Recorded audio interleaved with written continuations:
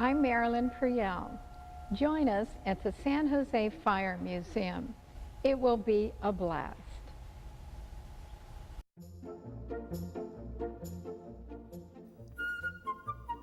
Welcome to The Better Part, a program that encompasses a diverse spectrum of topics important to our community, which we hope will both inform and entertain you. We invite you to sit back and enjoy the program.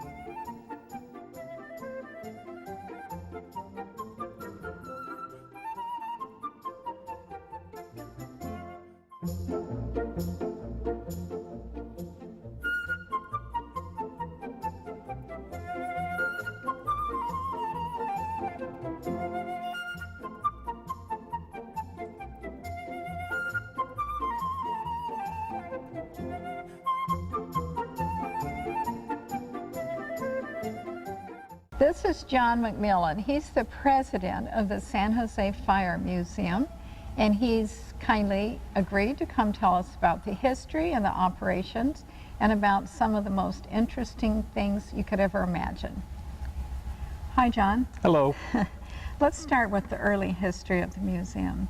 Okay, the San Jose Fire Department was organized on January 27, 1854. And just last January, we celebrated our 157th birthday as an organized fire department. Some interesting aspects to our history. The city of San Jose was officially a city, designated a city by the state of California in 1850, and at that time it was the state capital of California. And in fact, in 1850, one of the first fire codes was passed because of the type of construction of housing back in that era. And then by 1854, once the city of San Jose had a common council and a mayor, it was finally decided to organize a fire department because they were having a lot of unusual fires back then, and they needed to do a better job of protection. You'll see in our collection today that we have quite a story that takes us back to 1810 to today, shows you all how firefighting has progressed over the last roughly 200 years. But San Jose has a wonderful history. On that day, January 27, 1854, the Common Council of the City of San Jose organized the San Jose Fire Department and organized our first company. It was called San Jose Hook and Ladder No. 1. It was basically, in modern day terms, a truck company. They did not have hoses on it. They really went to the fire with a lot of axes and pike poles and buckets, and that's how they fought the fire back then. Those first 30 or so volunteers that were on that company, Hook and Ladder No. 1, are famous names in our history. The McKee name, the Reed name, it goes on and on. Many of them were volunteers that were bankers, were maybe a council member, a major farmer, and they wanted to be a volunteer firefighter, and later on their names were, the streets of San Jose took on their names. So it's a very, very valuable, rich history. So the original one then was wherever the truck was parked. That's where, I mean, they didn't have an actual fire department. Did they have a building? Or, well, a gentleman by the name of Lightstone, he donated a very small piece of property in downtown San Jose. Remember, back then it was all orchards, developing and farming, so really San Jose was a very small element in the downtown. And so the city was able to get this small parcel and build a very simple building to house the first Hook and Ladder. In fact, the first Hook and Ladder was built locally. It wasn't manufactured by a major manufacturer. It was built here locally in the South Bay, and it was used many years as Hook and Ladder No. 1. Tell me about this first big, beautiful building. Is that the one then that we see all the pictures of the horses pulling the fire trucks out and everything, or the steamers? When was that actually built, that building? The one that old fire station, the original old fire station one, at 35 Market Street was, it wasn't the very original fire station one, but in our memory, our history, It's the one that's most recognizable because before, we'll call it the original Fire Station 1, before it went into service, all these volunteer companies were kind of in their own unique stations.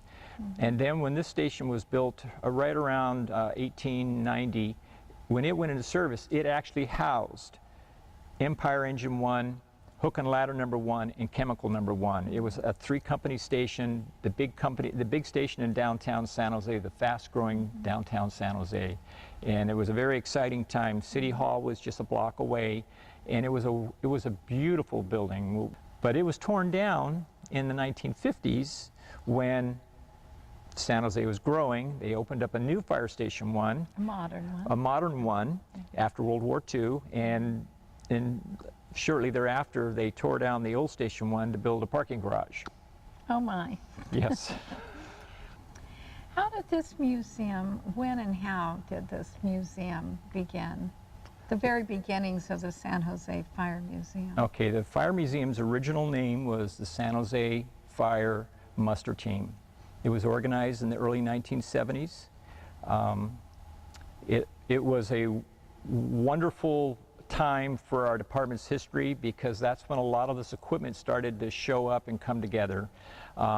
Back in the 70s when we were the muster team, members of our department literally went out and competed throughout California in musters, where you would have steamers and hose carts doing competition with, and competition not only with paid firefighters but volunteer firefighters. It was a big family get together, and it still happens today in our history. The San Jose Fire Department is not that involved anymore, but back in the 70s we were very involved. It slowed down for us, and then in around 2000, a group of us decided to take the San Jose muster team and become incorporated. And when it happened in 2002, we actually changed our name to the San Jose Fire Museum, got a 501c3 status, and that's where we're at today. How did you acquire all this? How long have you been collecting it all, and where does it come from? How do you learn about something that's available for purchase? I guess you purchase it, or? We have many ways of acquiring or receiving what we have here in our museum today. Many of the pieces of equipment here are San Jose's own history. They were actually engines of trucks that fought fire and saved lives in San Jose. Some of them have come through the city donation process to us. Many of the apparatus here we have purchased from a farmer who had one out in his field, a local company who might have had an old steamer on display and decided to give it back to us. Some of our own firefighters have actually spent their money to go and buy very historical pieces of equipment and gift it to us. Many of our logbooks, our badges, our helmets, our ladders, a lot of these things have been donated or gifted to us from firefighters, or we've had individuals come here that have cleaned out their attic all of a sudden, and they found something in their attic, and they come to us and say, "Do you know what this is?" And we tell them, and it turns out it might be a historical logbook or historical pictures. This happens all the time. You were talking about being a ladder man and looking around and seeing some of these.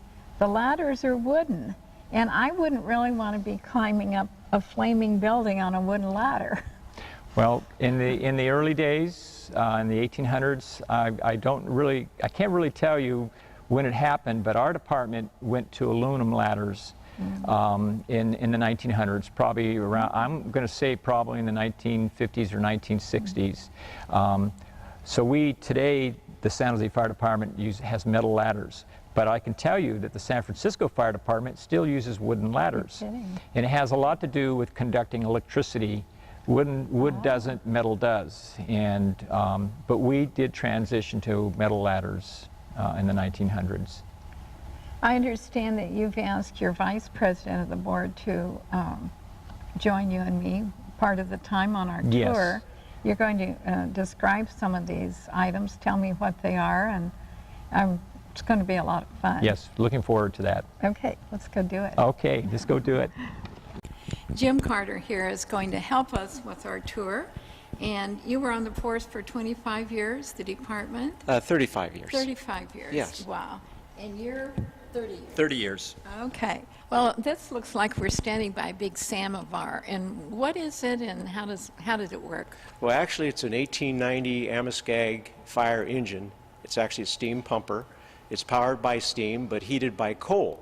And the firefighters kept the coal burning 24 hours a day, 7 days a week. They kept the fire going in the fire station, or the fire barn as they used to call it.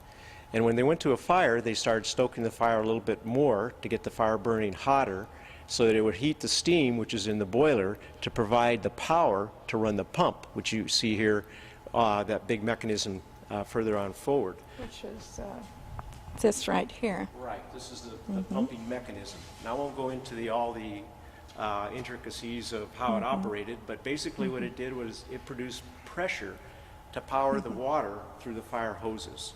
Because there's so many gauges. Right, exactly.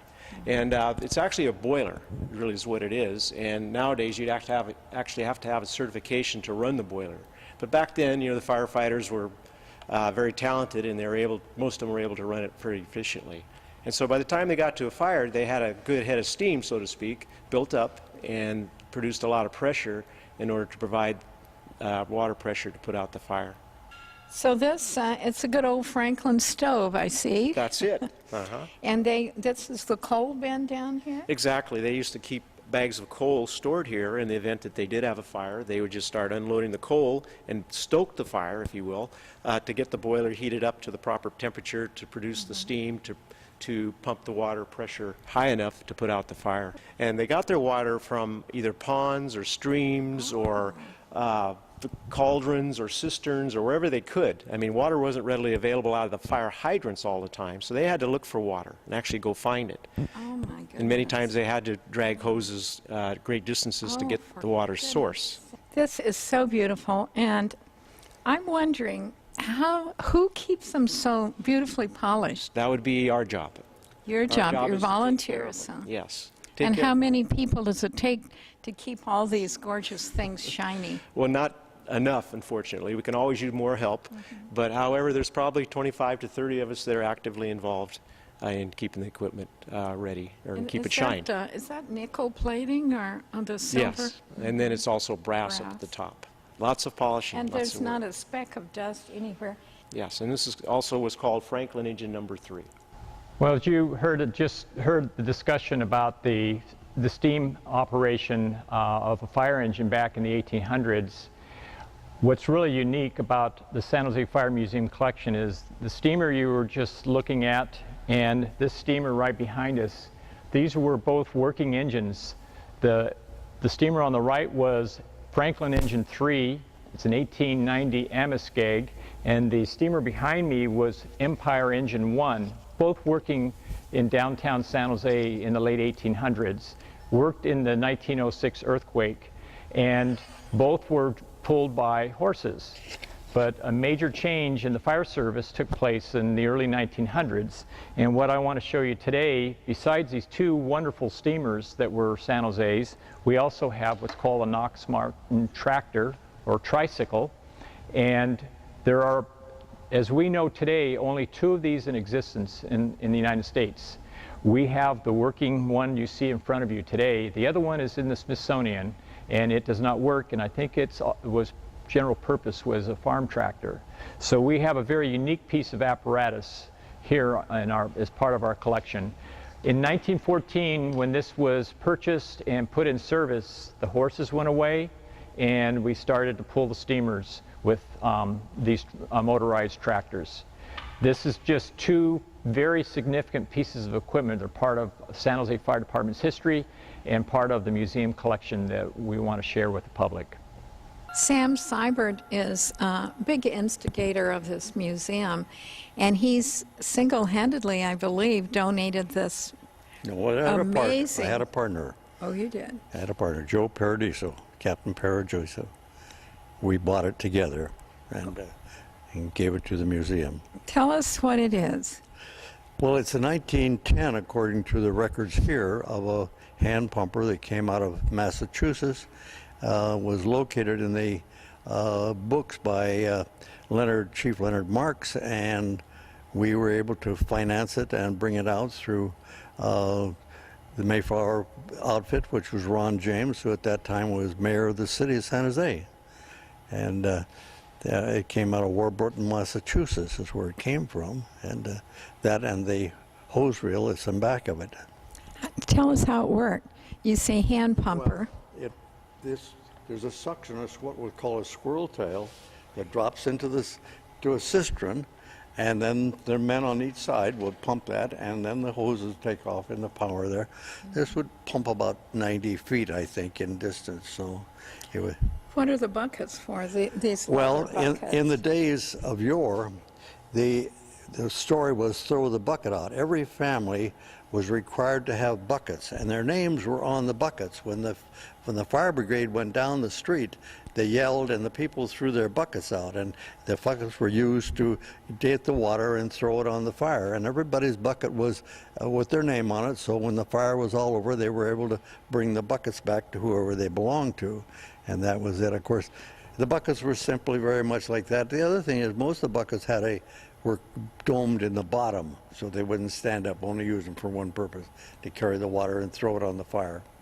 Well, thank you for telling us about that and for donating this to our museum. Thank you. This is one of my favorites. It's all these wood ladders on this ladder truck, and this says horseless carriage. This is recognized by the state of California. There's a lot of cars and trucks in California that have historical heritage, and this is one of them. It's an 85-foot American LaFrance tiller truck. There were two of them built, and in 1914 on Treasure Island for the Pan American Expo, they were both on display.